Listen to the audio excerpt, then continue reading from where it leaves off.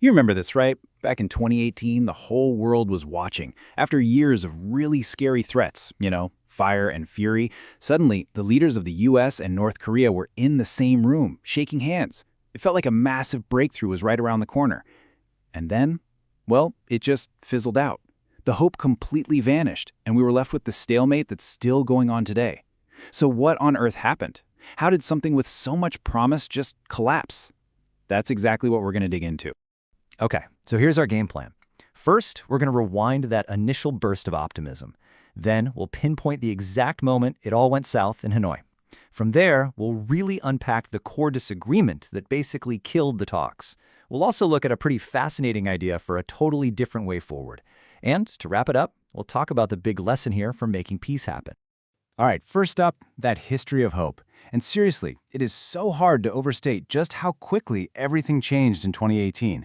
I mean, we went from watching this incredibly tense war of words, all that fire and fury talk, to seeing these historic handshakes. This super fast thaw created this amazing feeling that, wow, anything was possible.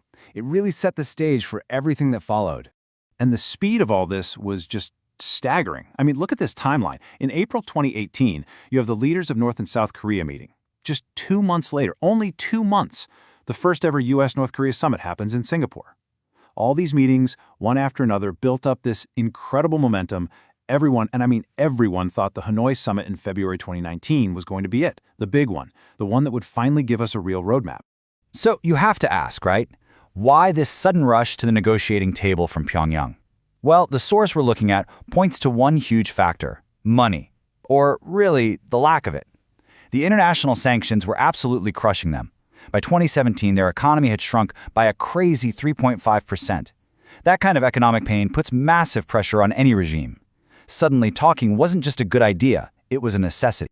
Which brings us to the breakdown in Hanoi. Think about it. You've got all this amazing momentum. You've got a clear economic reason for North Korea to make a deal. All eyes are on Hanoi. This was supposed to be the big moment where all those hopeful handshakes turned into an actual plan. Instead, it was where the whole thing just came to a screeching halt. And bam! Just like that, it was over. I mean, the summit didn't just end badly, it completely collapsed. They didn't even manage a joint statement. The leaders left early, that whole planned signing ceremony was scrapped, delegations showed up with so much hope and just left with nothing. The shockwave from this was felt all over the world. So that's the big question, isn't it? How could two sides that both seemed to want a deal so badly fail so spectacularly? And this wasn't some small misunderstanding or logistical hiccup. No, what happened in Hanoi showed there was this deep, fundamental gap between them. And that brings us to the very heart of the problem: the two completely different views on denuclearization. You see, this is the key. The talks didn't fail because of some minor detail. They failed because the US and North Korea were using the exact same word, denuclearization, but they meant two totally fundamentally different things. Okay, this right here explains the whole deadlock perfectly.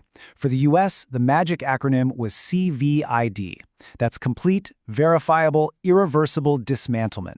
Basically, the American position was, you give up all your weapons programs, everything, and then we can talk about lifting sanctions. But North Korea had a different acronym in mind, CVIG, a Complete, Verifiable, Irreversible Guarantee of their security. For them, denuclearization wasn't the starting point, it was the end goal of a long, step-by-step process. They'd do something, the US would do something in return, like ease sanctions and so on. So let's look at how this disagreement actually played out in Hanoi. North Korea came to the table with what they thought was a huge offer. They dismantled their main nuclear facility at Yongbyon. It's the heart of their program.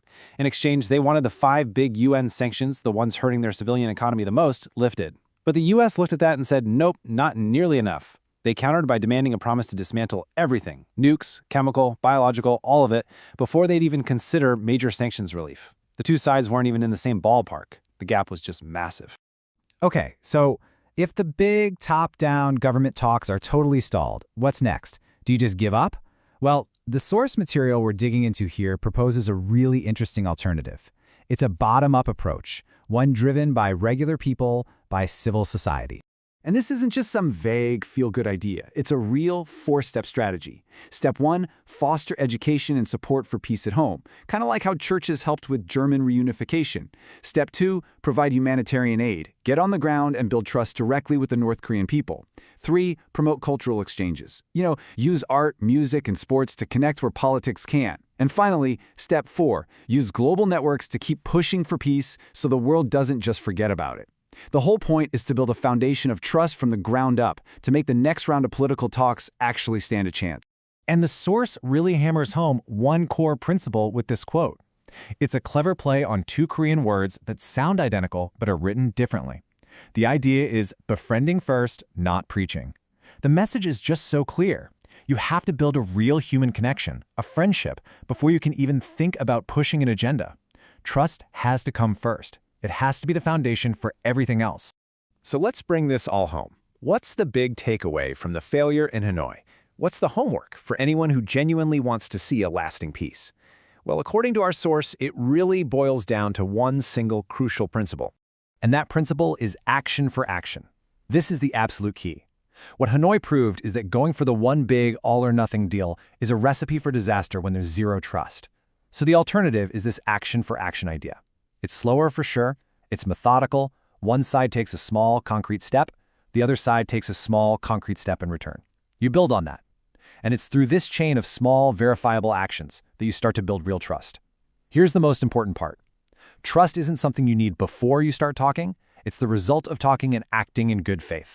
And so that leaves us with this final, really important question to think about. After that whole roller coaster of high-stakes summits, maybe the real path to peace isn't about grand gestures and big photo ops at all. Maybe it's found in the slow, patient, sometimes frustrating work of building trust one small action at a time. The answer to that question could really shape the future of peace, not just on the Korean Peninsula, but everywhere.